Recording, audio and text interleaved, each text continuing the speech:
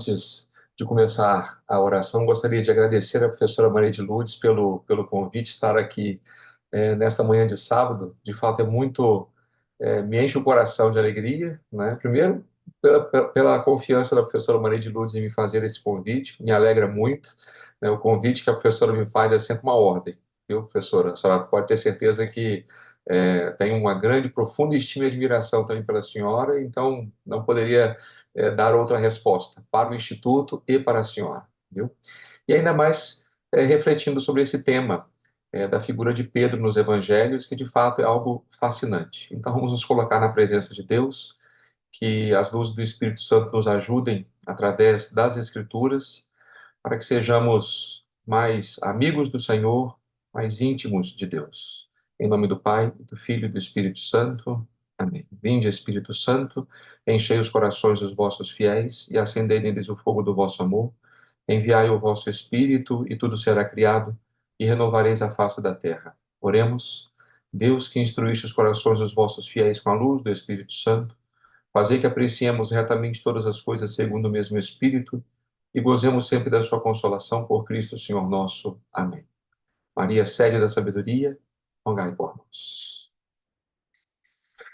É, bom, falar de Pedro é falar de um dos personagens mais importantes do Novo Testamento. O nome de Pedro, depois, evidentemente, do nome de Jesus, é aquele nome que mais aparecerá nos evangelhos canônicos. Para vocês terem uma ideia, esse nome aparece 25 vezes no Evangelho de Mateus, 24 vezes em Marcos, 29 em Lucas, só perdendo para João com 36 ocorrências desse nome. Ou seja, só esta estatística já nos permite aqui vislumbrar um pouco da importância que tem o apóstolo no Novo Testamento em geral e, evidentemente, para a igreja primitiva. Diversas obras abordam a figura de Pedro. Se a gente for enumerar aqui uma bibliografia, nós temos, assim, a bibliografia é quase que interminável, né, que fala de artigos e de livros, obras monográficas que tratam sobre esse assunto, e em língua portuguesa, lamentavelmente não existe muita coisa. Existe este livro do Joaquim Nilka sobre Pedro e Roma, que faz também um estudo, apresenta uma dimensão bíblica, publicado pelas Paulinas, né? Então, Nilka é notoriamente um excelente exegeta, então vale muito a pena conhecer esse autor. Também, a título realmente de conhecimento de todos vocês, né, eu tenho esse livro do Blaine sobre a figura de Pedro no Evangelho de João, especificamente, né, mas este é um dos muitos livros que tratam dessa temática, e a Congregação para a Doutrina da Fé também fez um estudo sobre o primado do sucessor de Pedro no ministério da igreja. Então, um estudo sobre este tema, e também, obviamente, aqui neste livro, comporta uma dimensão bíblica, tá? Então, assim, eu estou apresentando a vocês apenas três obras, e poderia aqui ficar horas falando de artigos e de livros sobre essa temática que mostram, então, a importância dessa figura nos evangelhos e na igreja. Agora, pessoalmente, a figura de Pedro exerce sobre mim um fascínio muito grande, porque por causa de uma questão pessoal, né?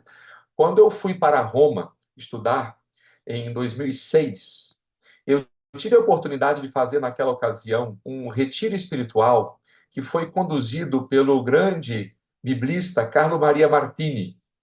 E, nesta ocasião, ele refletiu justamente sobre a figura de Pedro, sobre o itinerário de Pedro no Novo Testamento. E, a partir dessa figura, ele foi conduzindo as meditações, quase que estabelecendo um diálogo com Pedro, né? Então, estar em Roma, pela primeira vez eu ia a Roma, refletindo sobre a figura de Pedro naquela circunstância, e com o Carlo Maria Martini, então, essa figura de Pedro passou, de fato, a exercer sobre mim um impacto muito grande, de modo que olhar para Pedro Nós podemos fazer isso por diversos ângulos, né?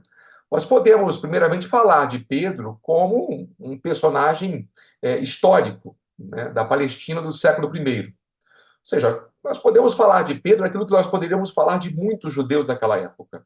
Ou seja, ele era um bom judeu, ele era um observador das tradições, ele estava vinculado à sinagoga. Ele não era, obviamente, de família sacerdotal, nem de uma família importante. Ele se dedicava a uma vida simples, né, cuidava do seu trabalho, da sua família, ganhava o sustento com o suor do seu rosto, também tinha a sua visão de fé, o seu conceito de Deus, e também, obviamente, como qualquer pessoa daquela época, tinha as suas inquietações a respeito de Deus e da sua fé, né? Os evangelistas, quando apresentam a figura de Pedro, eles não querem simplesmente nos apresentar uma espécie de crônica histórica desse personagem. Mais do que isso, eles nos apresentam é, um, um modelo a ser imitado por nós. Então, obviamente, não se trata aqui de uma ficção, né? Nós estamos falando de um personagem histórico. Mas, para além da história, a figura de Pedro, ela é teologizada. Ela é, em certa medida, lógico, entendemos isso por razões históricas, na medida que o tempo vai passando e esses personagens vão crescendo em estima, em admiração, em veneração na comunidade, esses personagens vão sendo também idealizados, em certa medida, né, pela comunidade cristã primitiva. Então, é com esta imagem que nós teremos contato a partir da leitura dos evangelhos. Então, eu gostaria de propor a vocês aqui hoje um passeio. Eu não terei como me aprofundar demasiadamente nas diversas passagens que falam de Pedro, como vocês viram, eu citei aqui esta estatística da quantidade expressiva de vezes que o nome de Pedro aparece, então seria impossível nós tratarmos de todas essas passagens ao longo de uma hora apenas. Isso aqui é assunto para um ano, ou talvez para uma vida, né, professora? Ou seja, se a gente quer estudar com profundidade a coisa, então nós demoraríamos muito. Então, eu gostaria somente de passear com vocês em algumas passagens do Novo Testamento, procurando extrair algumas ideias a partir desse itinerário de Pedro ao lado de Jesus. Então, vou compartilhar com vocês uma imagem aqui. Ok. Pois bem, então nós vamos percorrer algumas principais passagens do Novo Testamento. Não serei exaustivo aqui em comentar todas estas passagens que tratam da figura de Pedro, mas ao menos através delas eu gostaria de evidenciar alguns traços dessa personalidade do apóstolo. Tá? Quero começar com o encontro. E o encontro, evidentemente, de Jesus com Pedro. Todos os evangelhos, em certa medida, falam deste encontro de Jesus com os seus primeiros discípulos. E dentre os primeiríssimos se encontra, evidentemente, Simão Pedro. Marcos e Mateus, eles narram basicamente este encontro com os mesmos termos, no mesmo ambiente, praticamente da mesma forma. O texto se encontra no capítulo 1, logo, portanto, bem no início do ministério de Jesus, depois que Jesus faz aquele seu anúncio primordial de que o reino está próximo e que é necessário as pessoas crerem e se converterem. A partir dali, o evangelista nos apresenta primeiramente, este ambiente, caminhando junto ao mar da Galileia. Aqui destaco, primeiramente, essa nomenclatura que o evangelista emprega para falar deste lugar. Na verdade, o Mar da Galileia, chamado assim pelo evangelista, trata-se de um lago, né, um lago de água doce, mas que, inclusive, o próprio Lucas, quando vai tratar também da vocação dos primeiros discípulos, ele não usa a palavra mar, ele fala de fato de lago, né? Mas Marcos certamente emprega aqui essa terminologia de mar por algumas razões bastante significativas e que não podem ser ignoradas por nós, né? Ou seja, primeiramente, o mar tem na simbologia bíblica a imagem de algo que é hostil, a imagem daquilo que confronta, que é inimigo da vida, né? Então, se a gente olha desde o Antigo Testamento, o único capaz de subjugar a força do mar é o próprio Deus, né? Em segundo lugar, o mar serve de confim, de limite, né, para Israel e as outras nações. E o mar também, sobretudo a travessia do mar, indica o contato com o estranho, com o estrangeiro, com outras culturas, com outras realidades. Então, quando Marcos coloca que Jesus estava caminhando junto ao mar da Galileia, precisamos ter em mente este contexto, toda essa simbologia por detrás do mar. Esse chamado que Jesus faz dos seus primeiros discípulos, é bom a gente perceber que ele não vai num lugar sagrado, ele não vai ao templo, ele não vai num lugar, digamos, excepcional para se encontrar com esses homens. Não. Ele vai ali onde acontece a vida diária, onde esses personagens estão trabalhando. Como eu dizia, Simão e seu irmão André não eram de família sacerdotal, eram pessoas simples.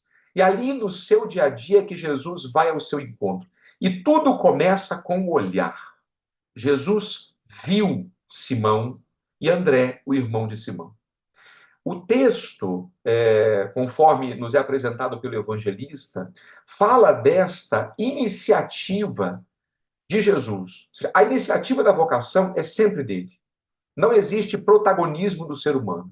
O ser humano, de alguma forma, é alcançado por Deus, né? Esse Deus que passa, que olha, que vê algo, alguma coisa, ou seja, algo. Ou seja, nós estamos falando de pessoas que não se destacavam, talvez, ali naquele contexto, por suas virtudes, por suas habilidades. Não sabemos absolutamente nada desses personagens. Mas algo chamou a atenção de Jesus. Passa, vê estes homens que lançavam a rede ao mar, pois eram pescadores. E aqui, este lançar a rede ao mar, né, aliás, Marcos usa um verbo bastante interessante, ele usa o verbo amfibalo, aqui quando ele fala de lançar as redes, a ideia que ele quer transmitir é de jogar algo redondo, né? Amfibalo, que significa lançar, e o anfi essa imagem de algo redondo, né? E quem conhece um pouco de pescaria sabe que existe de fato uma técnica de pescaria na qual o pescador ele fica ou sobre um barco ou nas margens e jogando aquilo que nós chamamos de tarrafa, não é? Então parece que era esse o estilo de pescaria que Pedro e seu irmão estavam fazendo nesse momento. E do que se trata aqui nesse momento? Então, Jesus, ao passar por eles, diz: Vinde em meu seguimento, e eu farei de vós pescadores de homens. Então, aqui o convite que Jesus faz: Vinde em meu seguimento. Seguir, aqui neste contexto, não se trata de um segmento virtual, né? Não é seguir simplesmente uma ideia, mas de fato significa deixar a vida e caminhar atrás de Jesus. E percebam que Jesus não faz um convite para que eles entrem digamos, num certo estado diferenciado, no estado de vida, não. Mas se trata de uma dinâmica. Eu farei de vós pescadores de homens, ou seja, existe um projeto que começa agora e que vai ser realizado ao longo do ministério de Jesus. Pescar homens, como eu dizia a vocês, né, o mar, com esse símbolo de hostilidade, né, ou de algo que é contrário à vida. E isso se confirma também lá no Apocalipse de São João, quando João ele vai ter aquela visão da Jerusalém celeste, ele vai falar que o mar já não existe mais. ou seja, nenhuma força hostil a Deus existe nessa Jerusalém celeste. Deus reina soberano. Então, tirar os homens do mar significa trazê-los para a vida. Então, é esta imagem que esse convite que Jesus faz aqui a esses homens, não é? Então, tem muito a ver, obviamente, com aquilo que foi narrado um pouquinho antes da própria pregação de Jesus. Jesus, ele passa e faz aquele convite: o reino dos céus está próximo, convertei-vos e crede no evangelho. Ou seja, esta é a missão dos apóstolos, no caso, desses primeiros chamados por Jesus, através da pregação, trazer os homens para junto da vida. E aqui a resposta, que é a coisa mais surpreendente de todas, ao menos do Evangelho de Marcos, é muito significativo este resultado que nós temos na passagem. Porque praticamente nós não sabemos quem é Jesus ainda. Marcos não narrou nenhum grande milagre de Jesus, não narrou nenhum grande feito de Jesus. Praticamente nós estamos ainda sendo apresentados a esse personagem. E ele passa de maneira fulminante pela vida desses primeiros discípulos, que imediatamente, deixando as redes, o seguiram. Ou seja, esta resposta imediata, este encontro foi de tal maneira transformador na vida desses homens que eles só podiam, de fato, dar esta resposta ao Senhor. Né? Então, este primeiro texto marca este encontro, então, impactante que os discípulos tiveram com ele. Depois, Lucas também vai narrar este mesmo episódio, porém, de maneira diferenciada. No Evangelho de Marcos e de Mateus, Jesus chama duas duplas de irmãos. Né? Isso é significativo, evidentemente, até porque nós somos chamados para entrar numa comunidade, para pertencer a uma comunidade e para estabelecermos laços de fraternidade uns com os outros. Então, é significativo que no início do Evangelho, Jesus chame duas duplas de irmãos, porque é esse o ideal de vida daqueles que passam a seguir Jesus. Já Lucas coloca o chamado dos 4 discípulos juntos, ou seja, não tem 2 e 2, mas os 4 são colocados dentro de um barco naquele momento em que Jesus lhes faz o convite. Então, o texto pode ser dividido aqui em 3 momentos. No primeiro momento, Jesus anuncia a palavra às multidões. Então, certa vez em que a multidão se comprimia ao redor dele para escutar a palavra de Deus, à margem do lago de Genezaré. Vejam, aqui Lucas não fala então de mar, fala de lago, ele usa de fato a palavra limné, que é o termo adequado para este lugar. Ele viu 2 pequenos barcos parados à margem do lago. Os pescadores haviam desembarcado e lavavam as redes. Aqui este detalhe é importante de lavar as redes, porque Lucas ele mostra então que eles estavam no final do trabalho. Eles já tinham trabalhado e estavam finalizando as suas atividades. Isso será importante para aquilo que virá a seguir, para o diálogo entre Jesus e Pedro. Bem, subindo num dos barcos, o de Simão, pediu-lhe que se afastasse um pouco da terra. Depois, sentando-se, ensinava do barco às multidões. Um detalhe que também não pode ser visto de maneira banal por nós. O barco também, de alguma forma, representa a comunidade cristã. E é muito significativo que o barco seja de Simão. E é do barco de Simão que Jesus instrui as multidões. Né? Então, é um detalhe que deve ser, obviamente, visto não como uma informação trivial do evangelista, mas algo, obviamente, que continua a acontecer no dia a dia da igreja. Quando acabou de falar, disse a Simão: faze-te ao largo, lançai vossas redes para a pesca. Simão respondeu: mestre, trabalhamos a noite inteira sem nada apanhar, mas porque mandas, lançarei as redes. Lógico, Simão, pescador profissional, sabe muito bem que a noite é o momento mais adequado para uma pesca bem-sucedida, mas, apesar disso, em atenção à palavra de Jesus, ele atende. Fizeram isso e apanharam tamanha quantidade de peixes que suas redes se rompiam. Desculpa, está digitado errado. Fizeram então sinais aos sócios do outro barco para virem em seu auxílio. Eles vieram e encheram os dois barcos, a ponto de quase afundarem. Percebam então que aqui Lucas combina duas narrativas. Por um lado, ele é o relato do chamado dos discípulos.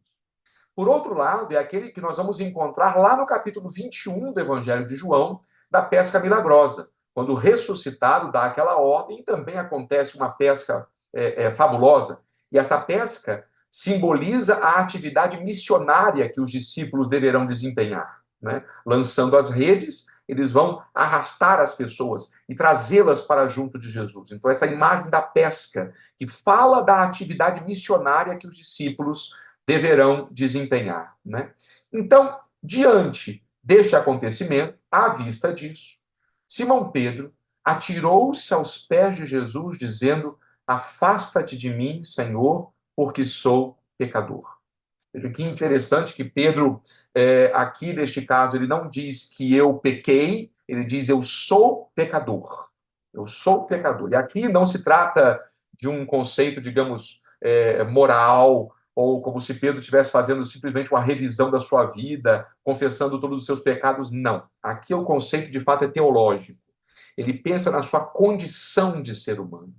E é bonito que este modo, o modo como Lucas apresenta essa história, é um modo comum de narrar relatos de vocação em toda a Sagrada Escritura. Né? Ou seja, quando Deus escolhe grandes personagens aí do Antigo Testamento também para desempenhar uma missão importante. Por um lado, nós temos esta grandeza de Deus que chama para uma missão imensa. Por outro lado, nós temos a insuficiência daquele que é chamado por Deus. Por exemplo, quando Moisés é chamado por Deus, lá pelo anjo, né, naquela teofania de Êxodo, ele começa a dar desculpas. Né? Eu não posso, eu sou gago, né? Eu não tenho como ir ao faraó. Né? E Deus insiste e ele desempenha a sua missão.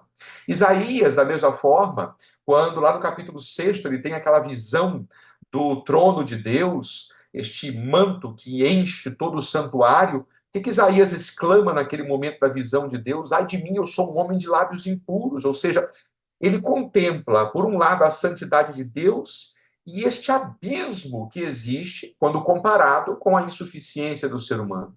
Jeremias, da mesma forma, quando ele é chamado, enviado por Deus para profetizar, ele vai dando as suas desculpas. Eu sou apenas uma criança, né? Eu não sei falar.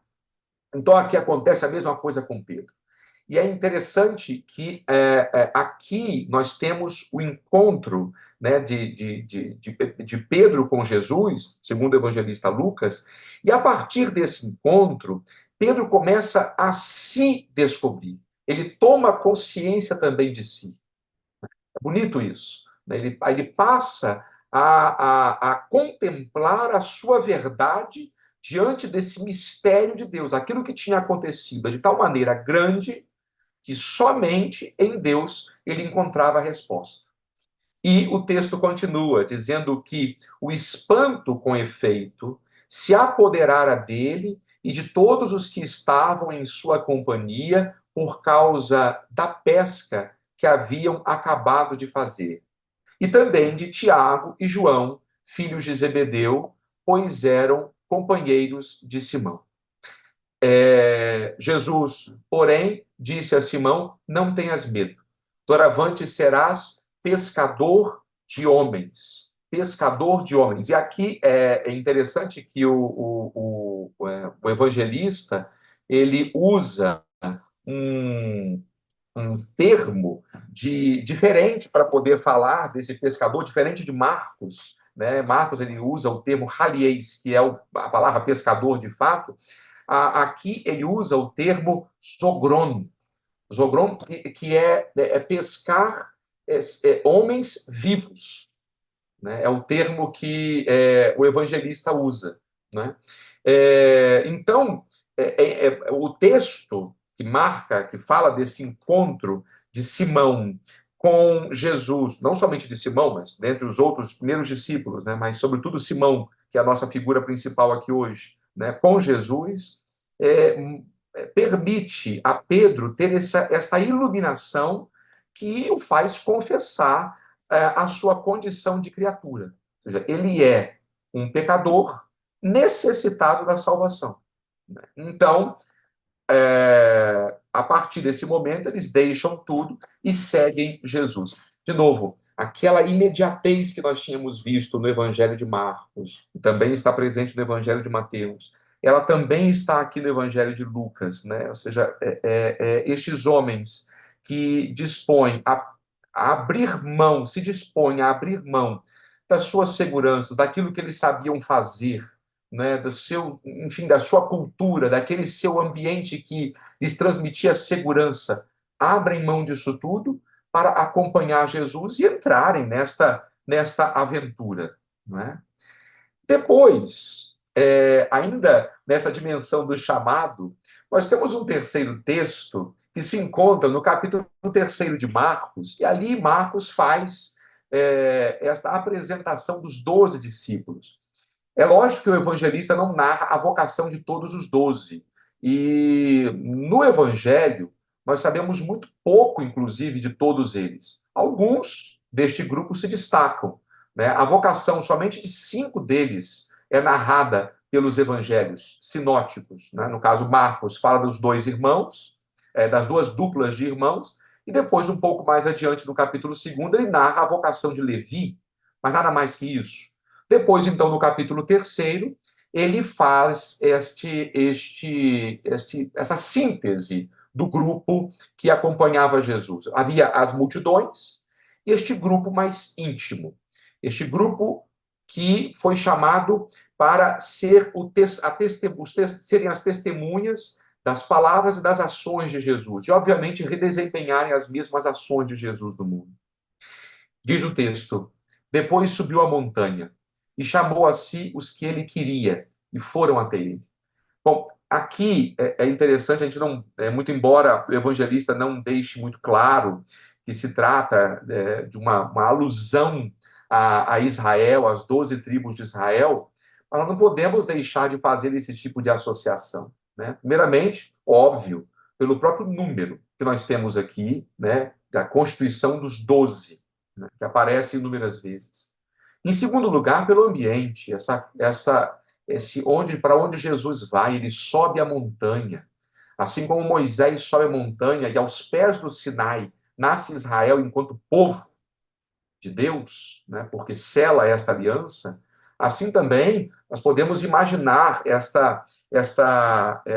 ato de Jesus, né, que reúne ao redor de si 12. E, sobretudo, também porque quando consideramos a literatura judaica daquele tempo, que acreditava que, ao menos nos últimos dias, as 12 tribos de Israel seriam de novo reunidas.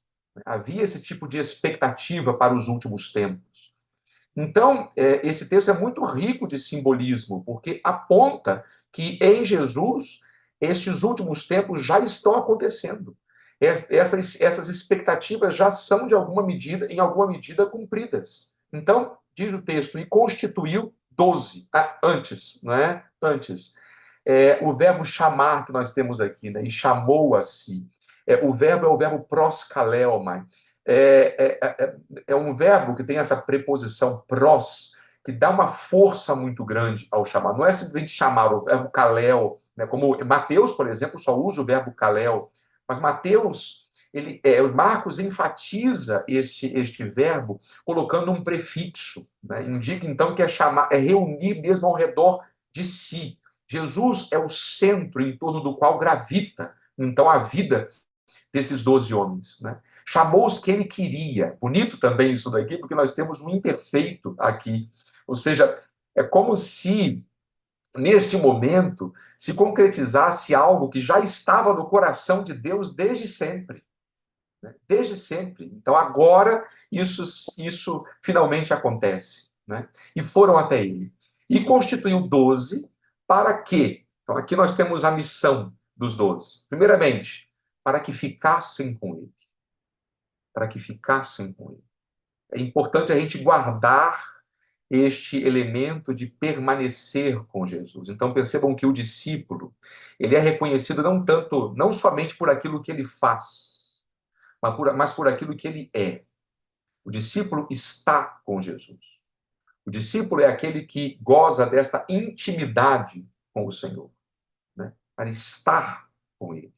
E, obviamente, aos discípulos também é confiada esta missão, né? Jesus, para enviá-los a pregar e terem autoridade para expulsar os demônios. Ou seja, aquilo que Jesus fazia, os discípulos também deverão fazer. Portanto, eles não, óbvio, eles não são os substitutos de Jesus. Então, quando Jesus institui os apóstolos, depois deixa a igreja por consequência, a igreja não substitui Jesus, não faz as vezes de Jesus, mas a igreja torna o mesmo Jesus presente. Essa é a missão dos discípulos, né? Ao agirem em nome de Cristo, eles o tornam presente no mundo, né? Então, ele constituiu, pois, os 12.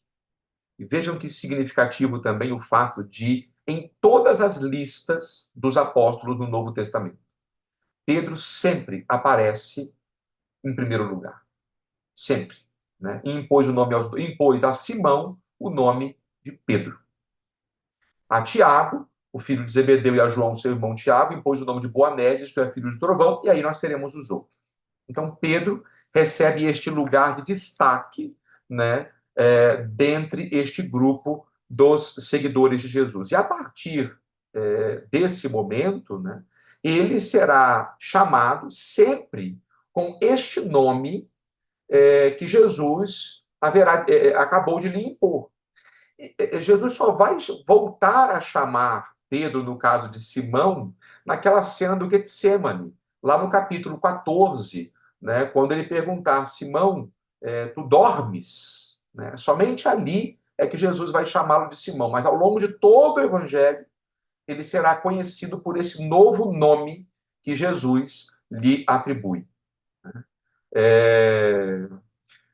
Um último texto que eu gostaria de apresentar a vocês, que também fala do encontro, porém de maneira diferente, é o Evangelho de João. Eu não coloquei aqui para vocês, mas eu gostaria de ler esse texto para vocês.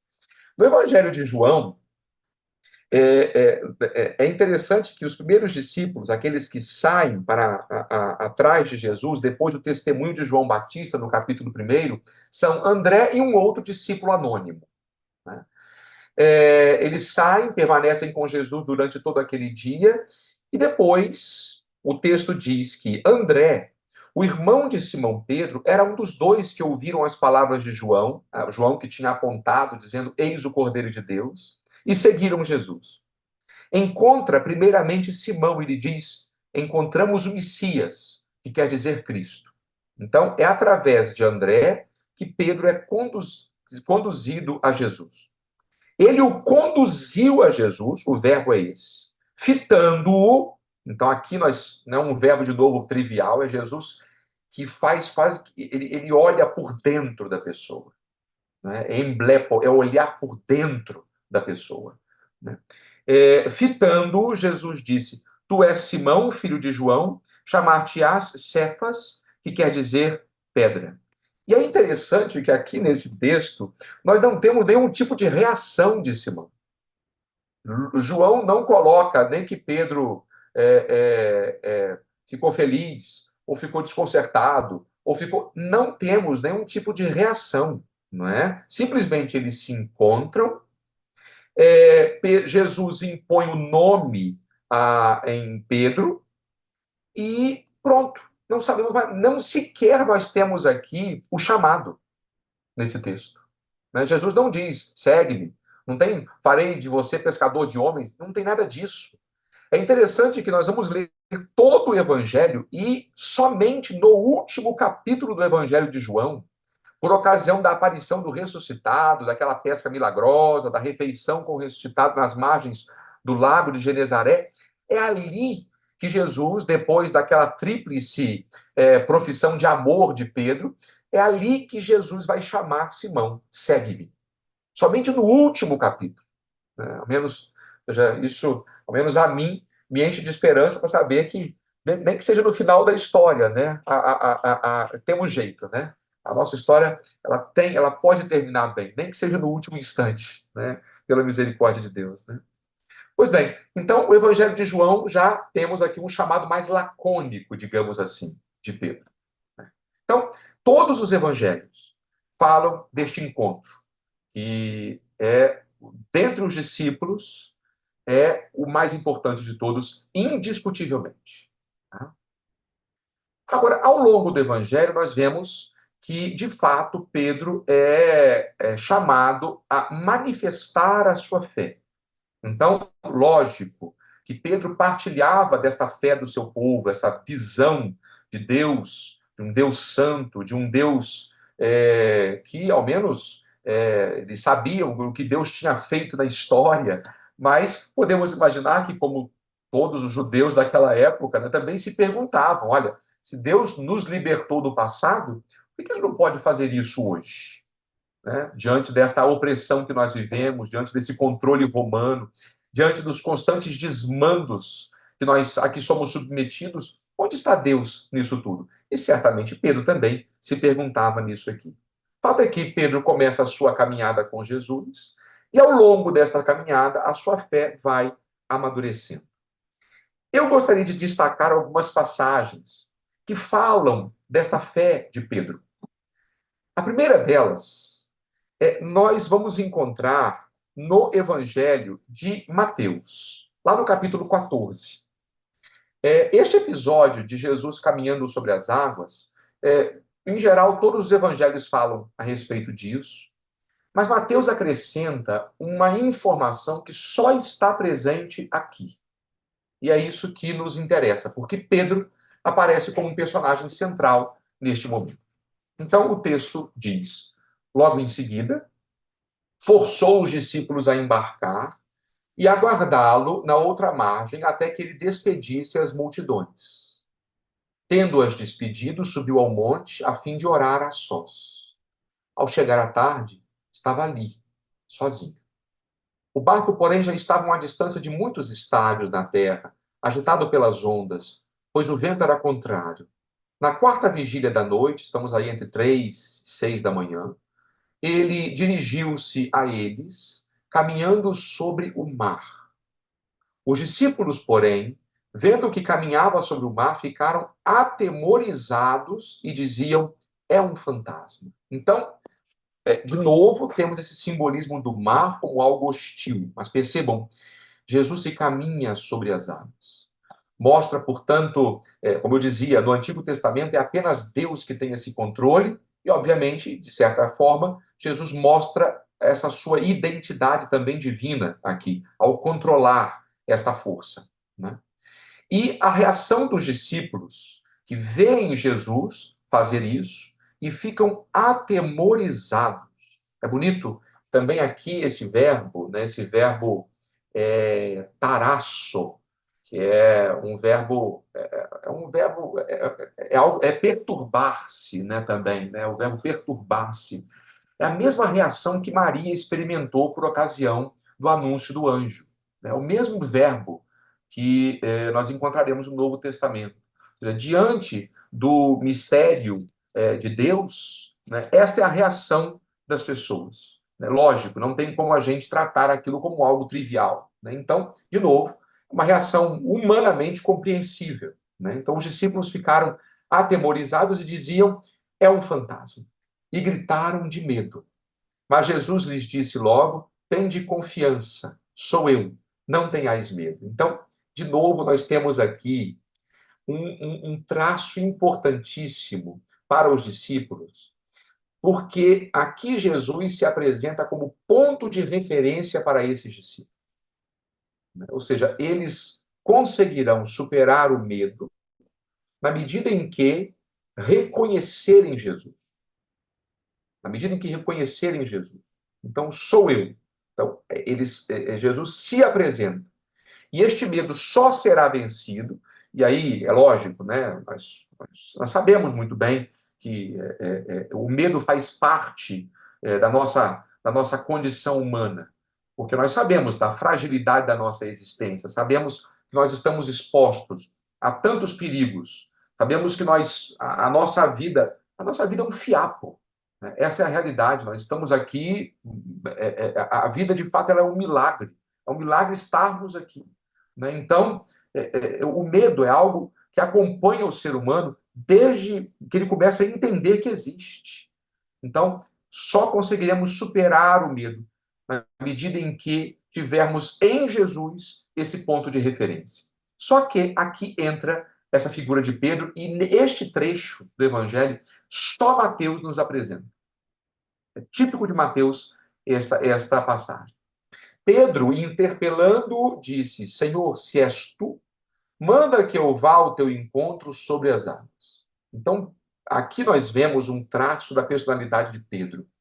Este Pedro que é impetuoso, este Pedro que demonstra, nós veremos ao longo do Evangelho em muitas ocasiões, né?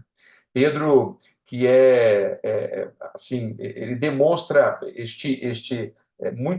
muita vontade de fazer as coisas. Ele demonstra espírito de liderança, ímpeto. Isso pode ser virtude, mas nós sabemos que toda virtude pode também se transformar em defeito, né? Uma comparação que eu costumo usar nesse sentido sei lá, imagina, sei lá, a mão. É algo bom, é um instrumento que você usa para poder fazer as suas coisas. Agora, imagine que uma mão que cresça desproporcionalmente em relação ao corpo. Ou seja, essa mão, muito embora seja um bom instrumento, ela se torna uma legião. Assim também são certas virtudes. Se as virtudes não estão dentro de um certo limite, elas podem se transformar em defeitos. Então, por exemplo, esse espírito de liderança que Pedro demonstra em tantas passagens do Evangelho, se isso é desgovernado, isso pode se transformar, sei lá, ele pode oprimir as pessoas que estão no grupo, pode sufocar a voz dos outros. Este ímpeto de Pedro de querer fazer sempre as coisas. De novo, isso daqui também pode ser uma virtude, mas pode se transformar num defeito. Se, por exemplo, geralmente quem tem esse ímpeto de falar demais, de querer fazer muito, né, geralmente fala e não cumpre muitas coisas, né? Fala mais do que faz. Então, e ao longo do Evangelho nós vemos que certas virtudes de Pedro se confundem também com os seus defeitos. As virtudes são o seu ponto fraco, também em certa medida, né? Então, ele faz esse pedido e Jesus respondeu: vem. Descendo do barco, Pedro caminhou sobre as águas e foi ao encontro de Jesus. É interessante que o pessoal só valoriza o fato de Pedro afundar, né? Mas, sinceramente, eu acho que já é uma coragem imensa ele ter abandonado a segurança daquele barco, né? Descido, ter se arriscado naquelas águas revoltas e ido ao encontro de Jesus. Isso daqui já mostra que ele, né, ele não era um homem qualquer ou não tinha uma fé qualquer, né? Mas sentindo o vento, ficou com medo e, começando a afundar, gritou: Senhor, salva-me. Aquilo que eu falava há pouco com vocês, né? Jesus que recomenda, dá essa indicação para os discípulos, para eles vencerem o medo, reconhecendo Jesus. E aqui nós vemos exatamente a fraqueza de Pedro. Ou seja, ele para de olhar para Jesus, perde esse ponto de referência e começa a observar simplesmente a força das águas e do vento. Então, quando ele perde esse foco, ele naufraga. Aqui nós temos quase que um traço de humor, né? Porque Jesus Pedro era um pescador profissional. E dentre todos os discípulos, o único que foi literalmente pescado por Jesus foi Pedro, né? E Jesus estendeu a mão prontamente e o segurou, repreendendo-o. Homem de pouca fé, por que duvidaste? Né? Aqui este verbo, duvidar, só aparecerá uma segunda vez no Evangelho de Mateus. Lá no capítulo 28, quando Jesus se manifestar aos discípulos no Monte da Ascensão, e ele também vai recriminar alguns discípulos porque, mesmo naquele momento, eles duvidavam. Aqui nós vemos que a dúvida é algo que persiste na comunidade cristã, né? É algo que ainda... Por isso que Pedro serve de modelo para a igreja, porque nós, de certa forma, nos vemos refletidos aqui nessa figura do apóstolo, né? Então, por que duvidaste?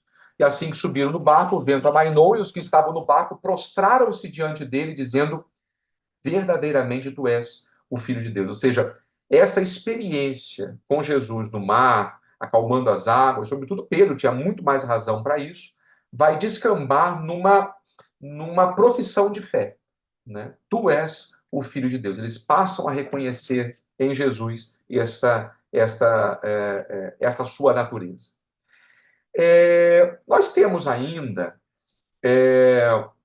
uma com relação à fé de Pedro, esse testemunho, essa profissão de fé que Pedro fará em Jesus na metade do Evangelho, né? Marcos coloca literalmente ali no capítulo 8, na metade do seu Evangelho, essa profissão de fé de Pedro, lá em Cesareia de Filipe. E é interessante que esta profissão de fé nos Evangelhos marca uma virada importante no ministério de Jesus. Porque a partir desse momento, Jesus começa a falar de coisas que até então ele não tinha dito. A partir da profissão de fé de Pedro, Jesus começará a fazer os famosos anúncios da paixão. Ele não nega ser o Messias, né? Pedro faz essa profissão de fé, né? Tu és o Cristo, no Evangelho de Marcos. Ele não nega ser o Cristo, mas ele precisa ajudar Pedro a entender que tipo de Cristo ele é. Por isso ele faz continuamente esses anúncios da paixão, que são repetidamente rejeitados pelos discípulos, inclusive por Pedro, né? Agora, de novo, no Evangelho de Mateus, nós encontramos essas palavras dirigidas a Simão, que não estão presentes em nenhum outro evangelho. E nós podemos imaginar por que Mateus as colocou aqui, né? Porque, bom, primeiramente o evangelho de Mateus é posterior ao evangelho de Marcos, e mostra, então, que a figura de Pedro já foi mais refletida, passou a quase se tornar uma figura, quase que um mito na comunidade, né? E, além do que, é muito provável que a figura de Pedro tenha sido muito importante na comunidade do evangelista Mateus, onde o evangelho foi escrito, né? Então, acredita-se, inclusive, que tenha sido em Antioquia, na Síria, né? Onde aconteceu aquele confronto entre Pedro e Paulo, né? Então, é provável que Pedro ali desempenhasse um importante ministério, né? Então, depois que Pedro faz a sua profissão de fé em Jesus, Jesus dirige, então, a Pedro, e apenas a Pedro, essas palavras: bem-aventurado és tu, Simão, filho de Jonas, porque não foi a carne ou o sangue que te revelaram isso, mas o meu Pai que está nos céus. Ou seja, esse conhecimento que você chegou a meu respeito, de professar que tu és o Cristo, o Filho de Deus vivo, ou seja, isso daqui não é. Você não chegou a essa conclusão porque você é o máximo, porque você tem uma inteligência aguda, mas é dom de Deus. Isso te foi dado pelo Pai.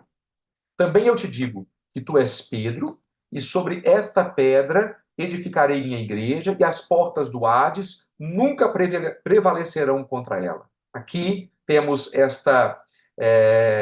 alguns autores tentam diferenciar, obviamente, Pedro, essa palavra Petra, que alguns fazem a distinção entre Petra e Lithos. São duas palavras que em português podem ser traduzidas como pedra, só que a pedra ela pode ser removida de lugar, a não ser que seja pedra angular, né? Aí não pode ser removida. Agora, o lithos é a rocha sobre a qual uma construção é edificada, né? Mateus usa inúmeras vezes os dois termos ao longo do seu evangelho, né? Então, Pedro é esta pedra nesse edifício construído por Jesus, que é a igreja. É o único evangelho que também usa esse termo, né, igreja, para falar dessa comunidade dos seguidores de Jesus, né? E as portas do Hades nunca prevalecerão contra elas. Então, as portas do Hades aqui não quer dizer necessariamente que aqui imaginamos logo o inferno com o diabo, Satanás, todos esses seres, né, malignos que vêm atacar a igreja. Não, aqui o Hades é o reino dos mortos, né? Ou seja, a igreja ela é este instrumento de vida no mundo. Ou seja, enquanto ela desempenha a sua missão, ela consegue fecundar o mundo com essa vida que vem de Deus, né? Eu te darei as chaves do reino dos céus, e aqui nós temos algumas passagens no Antigo Testamento, de modo particular lá em Isaías, aquela passagem de Sobna, né, que é removido como uma espécie de intendente do rei, né, e é colocado Eliaquim, se não me falha a memória, não é, professora? Parece Eliaquim, se não me falha a memória, não é? É colocado no lugar, então isso denota esta autoridade que Pedro recebe, né?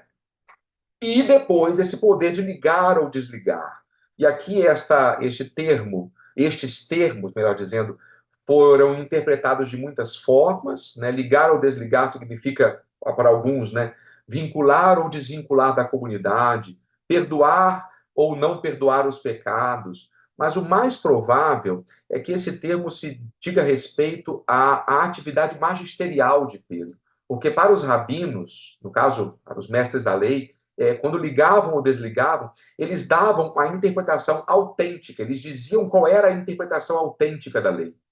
Então, é provável que aqui esteja esta atividade também magisterial de Pedro, esse ensinamento autêntico que Pedro dá, no caso da palavra de Jesus, das memórias de Jesus, dos ensinamentos de Jesus, esta é a função primordial que ele desempenha, então, na comunidade. Né? Então, essa profissão de fé que se encontra aqui no capítulo 16 de Mateus.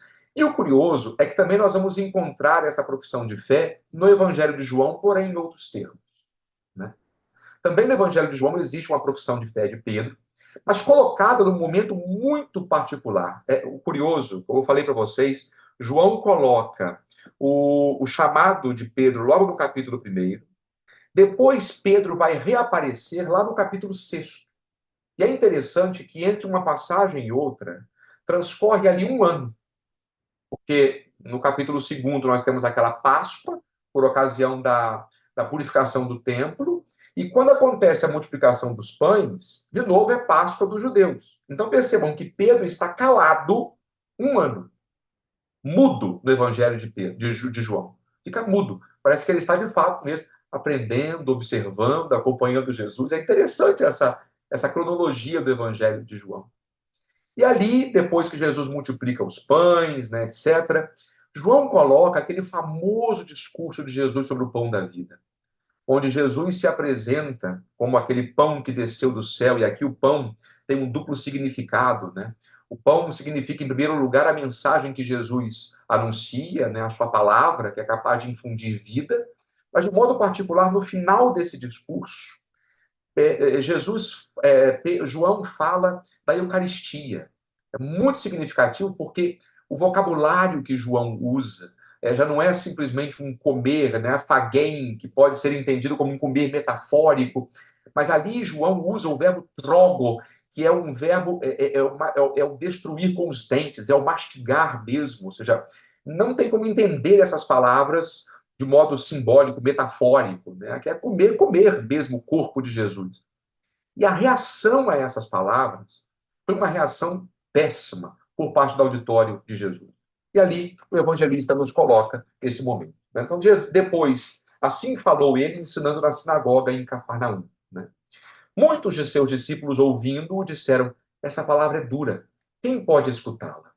Compreendendo que seus discípulos murmuravam por causa disso, e, aliás, né, diversas vezes nós vamos ver nesse capítulo 6, né, João que coloca esse verbo gongidzo, esse verbo murmurar, né, que foi o grande pecado de Israel no deserto, né, Israel que murmurava, é o grande pecado. Então aqui a gente vê que o coração do ser humano é o mesmo. Né? Jesus lhes disse: isso vos escandaliza? E quando vides o Filho do Homem subir aonde estava antes? O Espírito é que vivifica, a carne para nada serve. As palavras que vos disse são espírito e vida. Alguns de vós, porém, não creem. Jesus sabia com efeito desde o princípio quais os que não criam e quem era aquele que o entregaria. E dizia: por isso vos afirmei que ninguém pode vir a mim se isso não lhe for concedido pelo Pai. Bom, a partir daí, como eu disse, o resultado desse discurso, muitos dos seus discípulos voltaram atrás e não andavam mais com ele.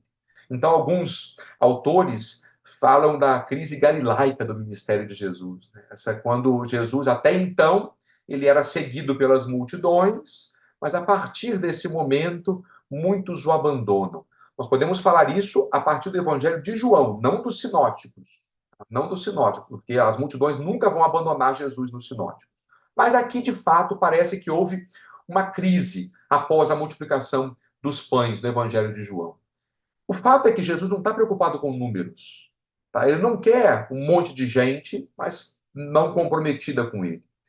E por isso, ele diz aos 12: não quereis também vós partir? E aqui entra a figura de Simão, que se destaca dentre esse grupo. Né? Simão respondeu-lhe: Senhor, a quem iremos? Tens palavras de vida eterna, e nós cremos e reconhecemos que és o Santo de Deus. Então, aqui também o evangelista João faz questão de afirmar esse papel central de Pedro, que testemunha a fé em nome do grupo. Em nome do grupo. Então, aquilo que eu falava há pouco para vocês de Pedro, que a quem é dado esse poder de ligar ou desligar, portanto, esse poder de ensinar, ele pode fazer isso porque justamente ele tem esta fé que fundamenta a igreja. Então, esses textos que falam da fé de Pedro. Agora, a parte mais, ao menos a mim, que me fascina muito nos evangelhos, quando eles falam de Pedro, eles não romantizam a figura de Pedro. Eles, às vezes, nós temos certos ideais de santidade que mais nos afastam dos santos do que nos aproximam deles. Eu lembro que eu tinha um professor, professora Maria de Lourdes, me desculpe fazer uma digressão aqui, eu tinha um professor de patrologia, que ele era franciscano, e ele falava rindo, evidentemente, disso, né, que nas vidas dos santos franciscanos havia um santo que, quando recém-nascido, não mamava às sextas-feiras para fazer jejum, né? Ou seja, com muita piedade, né? Ou seja, a gente vendo esse tipo de história de santo, a gente entende que é fruto de uma época, etc. Mas, sinceramente, acho que mais nos afasta do que nos aproxima da figura do santo. E o Novo Testamento não se preocupa digamos, em mascarar os defeitos, né? E nem o Antigo, né? Nós temos os grandes heróis do Antigo Testamento também estão cobertos de imperfeições. Moisés era um assassino, Abraão era um covarde, né? Ou seja, nós temos tantos personagens que também passaram por isso, e a Sagrada Escritura mostra que se trata de seres humanos de carne e osso, e com Pedro não é diferente. Então, nós não temos apenas uma queda de Pedro. Ao longo do evangelho, Pedro vai tombando muitas e muitas vezes, né? Eu acho que talvez justamente por isso esse processo de identificação com Pedro seja tão fácil de ser feito entre nós e ele. É porque nós nos vemos refletidos também e vemos as nossas quedas refletidas na história do apóstolo. Então, eu gostaria de separar para vocês aqui algumas passagens. E eu começaria com o Evangelho de João, né? Naquele contexto da última ceia, depois de Jesus lavar os pés dos discípulos, né? Jesus fala, quando Judas sai da ceia, Jesus fala aquilo que vai acontecer com ele. E Simão Pedro lhe diz: Senhor, para onde vais? Então ele já está preparando o coração dos discípulos que eu vou partir. Ou seja, eu sei que essa é a última refeição, então eu vou partir. Para onde vais? Respondeu-lhe Jesus: não pode seguir-me agora onde vou, mas me seguirás mais tarde. Pedro lhe diz: por que não posso seguir-te agora? Darei a vida por ti. Aquilo que eu falava há pouco, né? Pessoa impetuosa demais, fala mais do que pode fazer, né? Um dos grandes defeitos de Pedro, talvez seja um dos nossos também, né? Prometer muito e entregar pouco, né?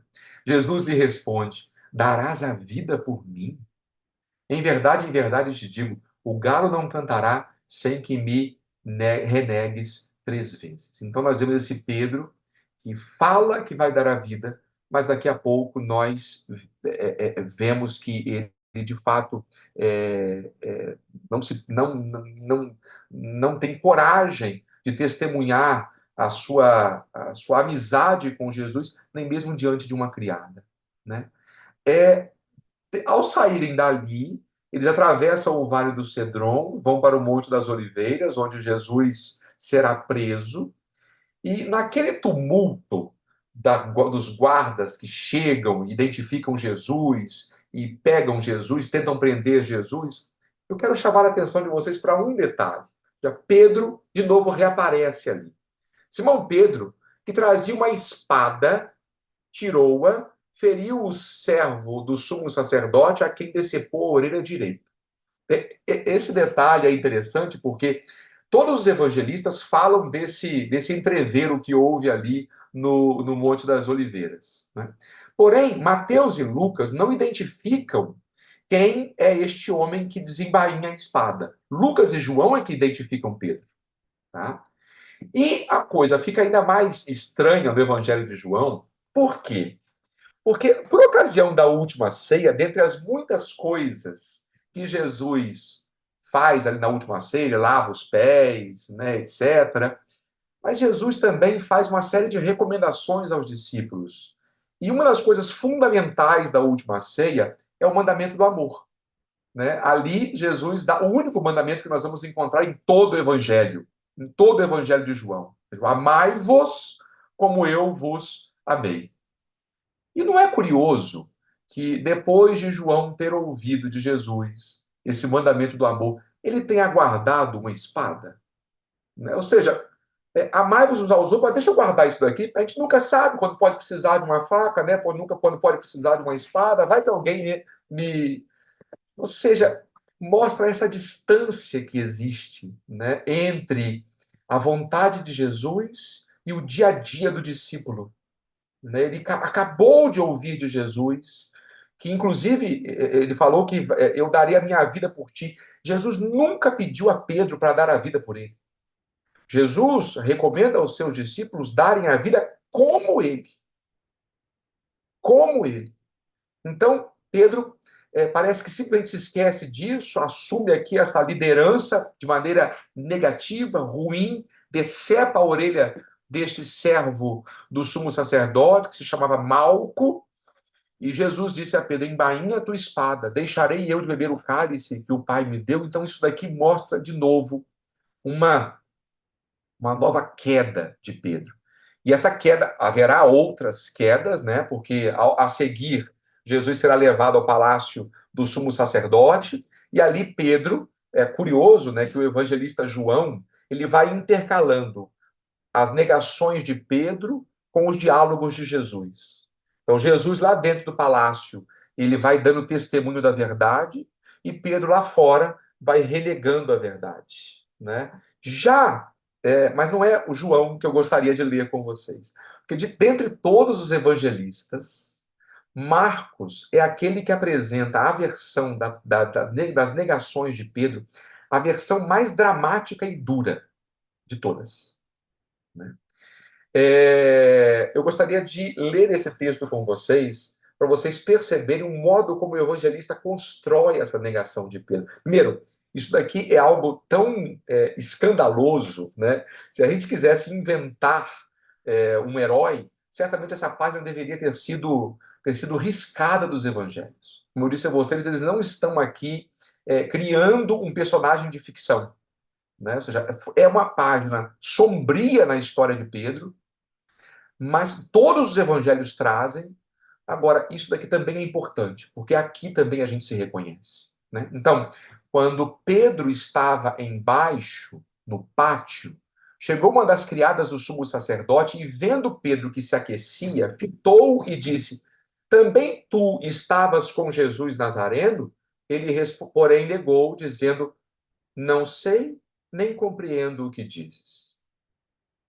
A primeira negação de Pedro é importante porque, lá no capítulo 3º do Evangelho, qual é a característica fundamental do discípulo?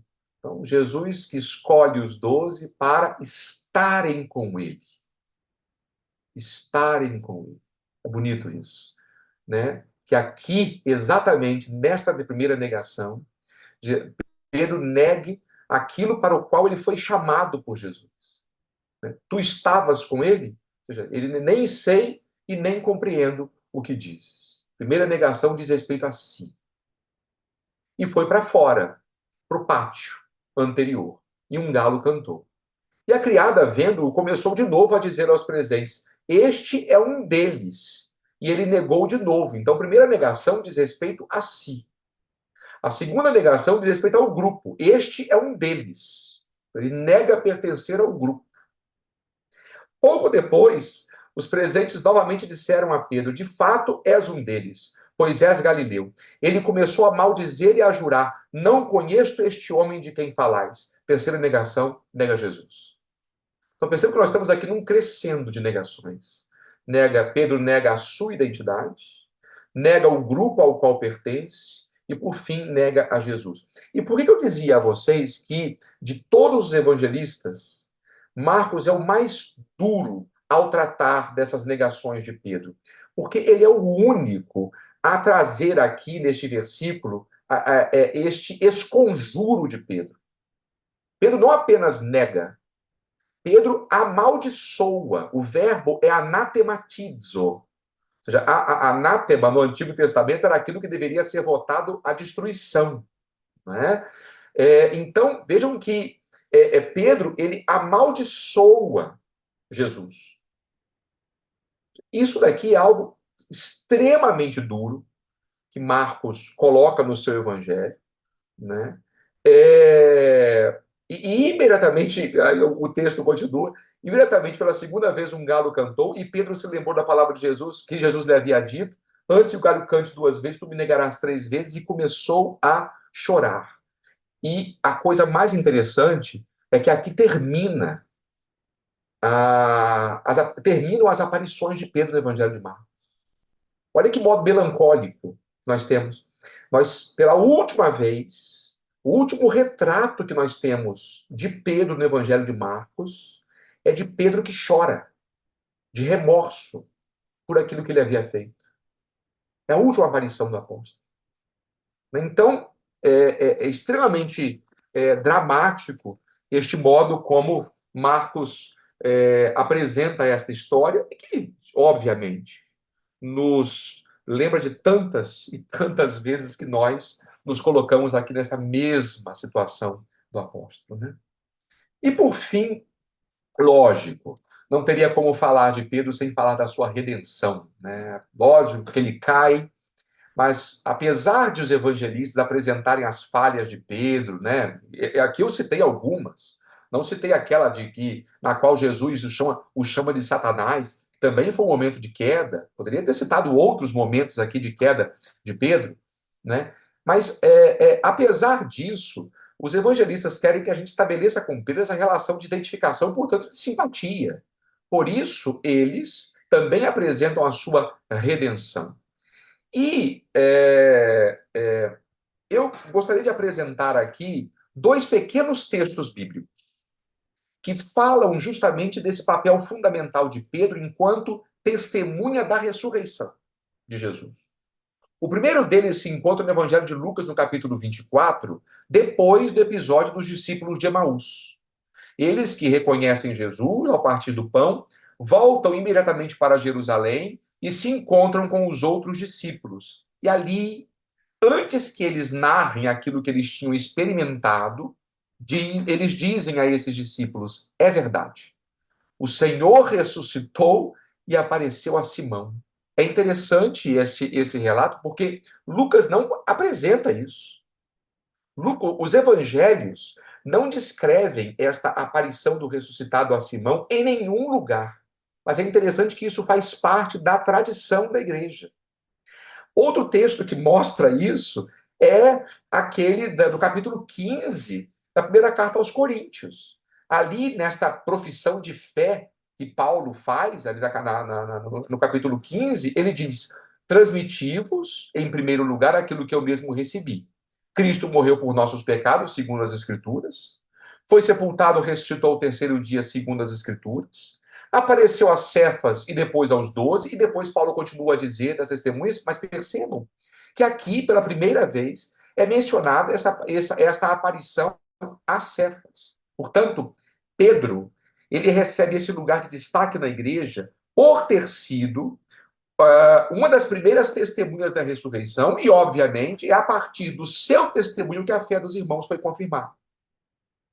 Isso, então, embora não haja o relato, né, nos evangelhos canônicos, Nós temos isso nos evangelhos apócrifos. Então, é, é, apesar de o nosso encontro ser a figura de Pedro nos evangelhos, eu gostaria de pedir permissão a vocês de visitar um texto que não faz parte da Sagrada Escritura. E com ele eu terminaria essa minha exposição sumária, né?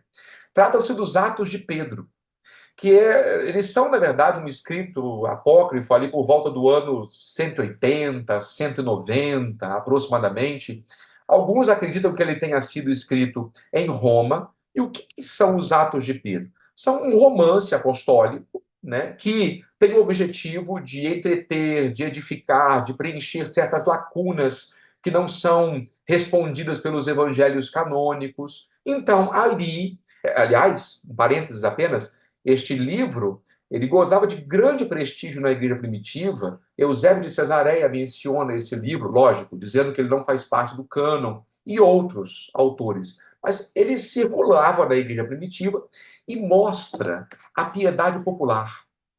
Mostra que em torno da figura de Pedro foram se desenvolvendo diversas lendas, porque de fato Pedro era um herói para a igreja, como ainda hoje é, evidentemente, né? Então, essas lendas que foram sendo criadas ao redor do apóstolo Pedro, e uma das mais conhecidas de todas é aquela que mostra o seu martírio. Então, os Atos de Pedro falam justamente do seu martírio, né? Então, a comunidade, diante daquela perseguição brutal que Nero estava fazendo contra os cristãos, é, insiste com Pedro para que ele abandone a cidade.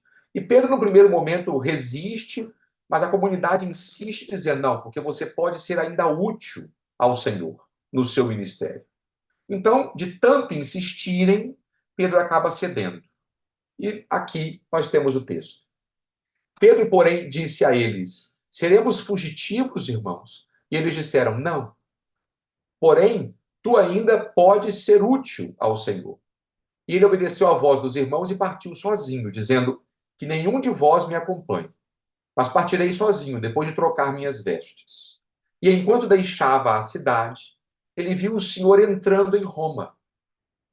E quando o viu, disse-lhe: Senhor, por que estás aqui? E o Senhor lhe disse: vou para Roma para ser crucificado. E Pedro lhe disse: Senhor, tu serás crucificado de novo? E o Senhor lhe respondeu: sim, Pedro, serei crucificado novamente. E Pedro tornou a si, e tendo contemplado o Senhor subir aos céus, retornou a Roma, regozijando-se e glorificando ao Senhor, pois ele disse: estou sendo crucificado, o que sucederia a Pedro. Então, essa passagem que deu origem a essa tradição, né, do Louvades, né, onde vais, Senhor, né? É uma passagem que, evidentemente, como eu dizia, não está nos livros canônicos, mas que faz parte dessa piedade popular que se desenvolveu em torno de Pedro. E essa e tantas outras lendas que podem ser encontradas também na literatura apócrifa, ou seja, é um outro capítulo interessantíssimo, né, de se falar de Pedro fora dos evangelhos canônicos. Há muitas lendas, muitas informações que chegaram até nós por esse caminho. De qualquer forma, penso que esse passeio aqui, ainda que bastante superficial, tenha dado a vocês um pouco, uma ideia da importância desse personagem e do como, de fato, nós podemos ser ajudados por esta imagem na nossa caminhada cristã. Tem muito a ver, tem muito de nós aqui, né? Nós nos reconhecemos nessa figura de Pedro. Então, agradeço a paciência de todos. Professor Maria de Lourdes. Muito obrigada, Padre Heitor. Foi um passeio não superficial, não. Nós vimos com muitos detalhes, né? Diversos elementos. Claro que mais de 100 vezes que aparece o nome de Pedro no Novo Testamento, não daria para tratar de todas as passagens, mas você conseguiu pegar assim aquelas mais significativas, né? Inclusive, acho que você bateu muito nessa tecla da relação da nossa vida com a vida de Pedro, né? Você chegou a dizer, nós nos reconhecemos em Pedro, em muitos sentidos, né? Então, você apresentou de fato Pedro como um santo próximo de nós, Sim, não alguém distante, alguém idealizado negativamente no sentido de criar um mito totalmente fora da nossa realidade, né? Ao mesmo tempo, acho que ficou clara a relevância eclesiológica da figura de Pedro. Ele é o primeiro chamado, ele é o primeiro das listas, todas as listas dos 12 apóstolos no Novo Testamento. Ele toma a iniciativa em tantas e tantas vezes, é a figura dele que está em foco, né? Isso tem uma relevância eclesiológica, evidentemente, importante. Eu acredito que nós, agora, a partir dessa sua exposição, poderemos ler os evangelhos com outros olhos, com mais profundidade. Nós temos ainda algum tempo para abrirmos para algumas perguntas ou algumas observações que alguém quisesse fazer.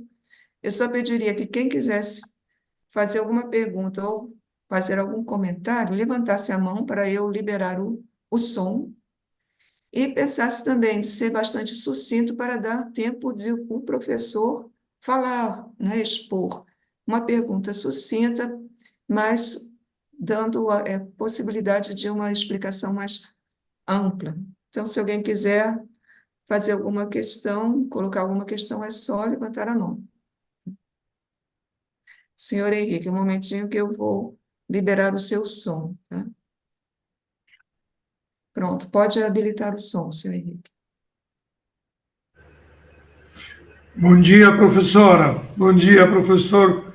Tudo bem? tudo bem. Quando você passou ali o slide a respeito de que Pedro caminhava sobre a água e Jesus lhe responde, homem de pouca fé, né?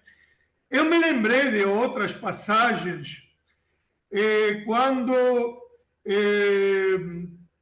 um soldado fala para Jesus, Senhor, eu acredito, mas aumenta a minha fé. Quando ele pediu para recuperar a saúde do filho dele. Perfeito. Por outro lado, tem uma passagem também que Jesus fala: se vocês tiverem a fé de uma semente de amoreira, vocês iriam para essa planta se plantar no mar e ela iria, né? Tem essa passagem do mar e tem uma passagem muito importante também de São Paulo, em 1 Coríntios 10:15, né? Que Paulo fala que todo o trabalho que ele faz é para o progresso da nossa fé. Lembra? Uhum. Aí veio a minha pergunta. Ou seja, se fala de pouca fé, se fala de não ter fé, Jesus comenta isso, o tamanho de uma semente de amoreira, e Paulo fala do progresso da nossa fé. Aí eu me pergunto, a fé das pessoas tem tamanho?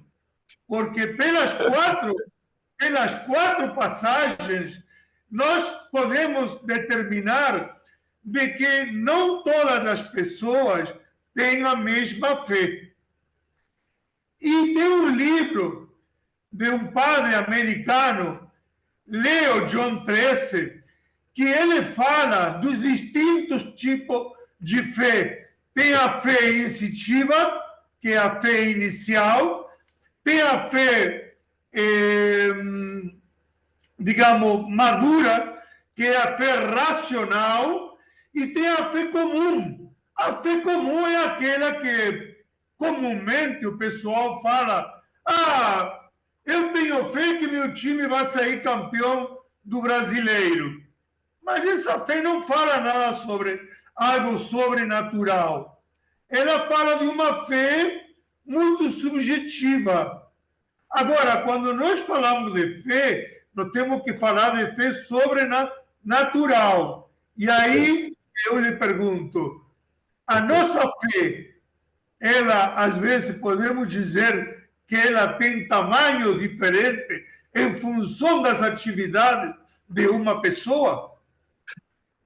A fé, a fé, eu entendo que ela é autêntica ou não autêntica, né? Ou seja, não importa o tamanho da fé, como diz Jesus no Evangelho. Ou seja, ele usa a imagem da semente para falar justamente disso, porque a semente, você olha, é algo aparentemente insignificante, mas dentro dessa semente existe digamos, esta vida contida que, em circunstâncias favoráveis, ela pode explodir e vir à tona.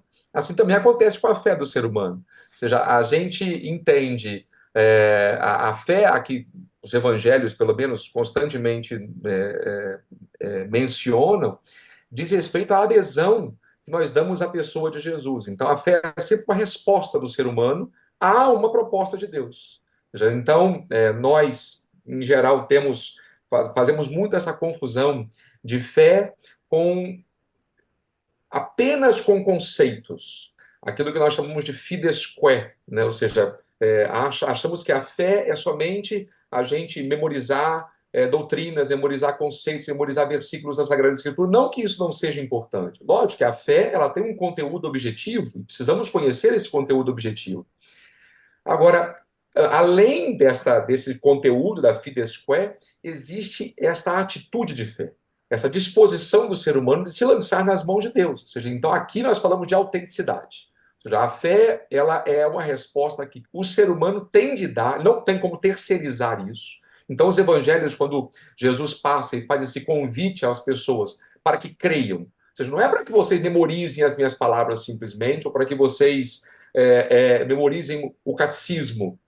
Evidentemente não é isso. É para que vocês respondam de maneira conveniente a esse convite que eu estou a fazer. Então, é óbvio, aquilo que você falou aqui, entendo perfeitamente, existem níveis diferentes, até porque a capacidade de resposta do ser humano ela vai modificando com o passar do tempo.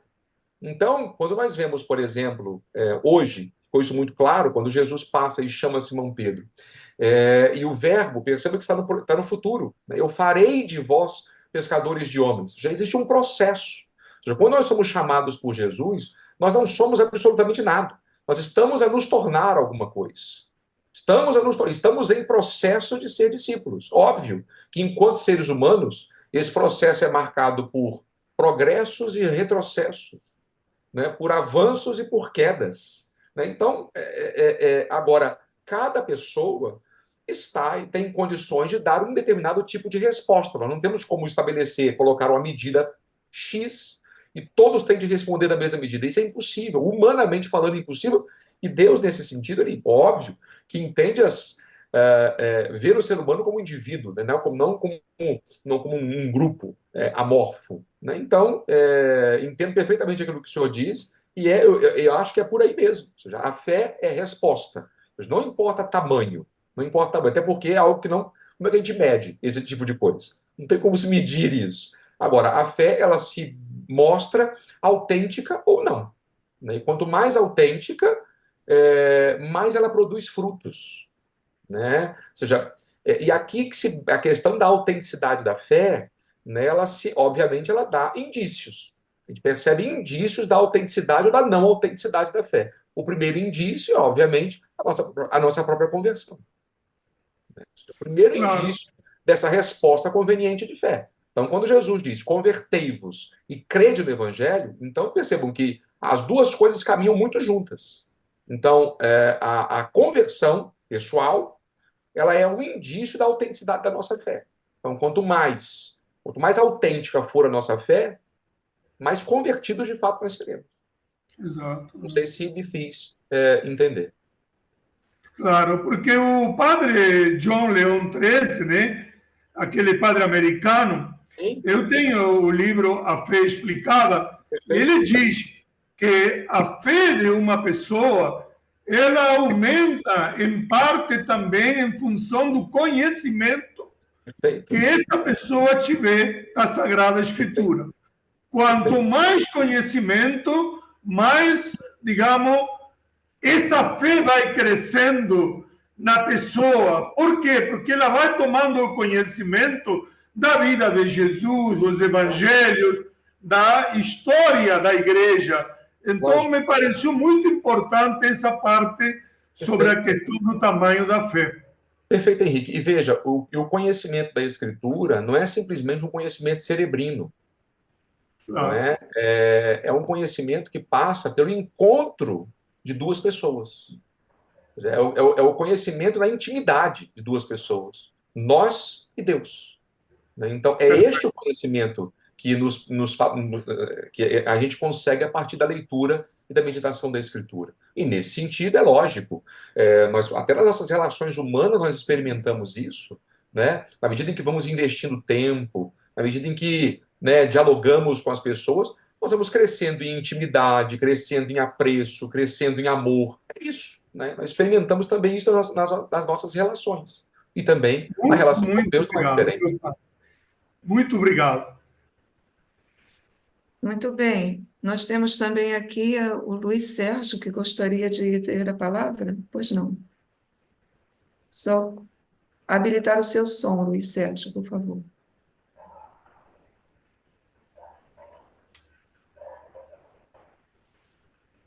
Bom dia a todos, bom dia, padre, bom dia, irmã.